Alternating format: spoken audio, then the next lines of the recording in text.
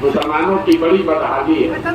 हम यहाँ 2 बरस में हमने जो गांव-गांव जाकर देखा, दलितों के बाद सबसे ज्यादा गरीब बदहाल नहीं ठीक, सबसे ज्यादा गरीब बदहाल फटेहाल अगर कोई है तो मुसलमान है।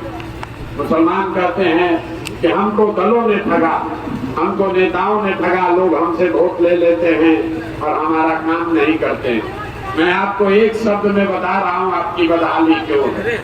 आपकी बदहाली इसलिए है कि आपके पैगंबर साहब ने कहा कि जिस कौम को अपने रहनुमाओं की समझ न हो उसके ऊपर जालिम हुक्मरानों को मुसल्लत कर दिया जाता है। तो आपके जो आज के हुक्मरान हैं, आज के हुक्मरान अगर जालिम हैं, ये आपको बताता है, ये प्रशांत किशोर नहीं बता रहे हैं, ये पैगंबर साहब ने आपको बताया है कि अगर आप अपने गलत रहनुमाओं को का चुनाव करोगे तो आपके ऊपर जालिम हुक्मरानों का शासन होगा ही होगा।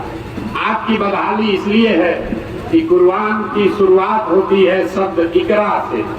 इकरा का मतलब है पढ़ाओ, अपने बच्चों को पढ़ाओ। और मुसलमान आज पूरे राज्य में सबसे अनपढ़ समाज है। आपने अपने बच्चों के पढ़ाई की चिंता नहीं की, इसलिए आपकी बदहाली। बिहार में मैं 2 साल से पैदल चल रहा, करीब 5000 गांव में पैदल चल के गए हैं। जमुई में भी 4-5 महीने के बाद जब आएंगे तो यहाँ पर करीब 1 महीना रहेंगे। गांव-गांव पैदल ही चल कर जाएंगे। जन स्वराज बल नहीं है, वोट लेने का अभियान नहीं है, तो हम लोग कर क्या रहे हैं। बिहार की जो गरीबी बदहाली है वो किसी एक नेता एक दल का परिणाम नहीं है। ये बरसों से जो हम लोग की दुर्दशा है, इसका कारण क्या है और इससे निकलने का रास्ता क्या है, ये बताने के लिए ये अभियान शुरू किया गया है। एक शब्द में अगर कहें तो जन स्वराज आजादी से पहले महात्मा गांधी की जो कांग्रेस थी उसको पुनर्जीवित करने का अभियान है।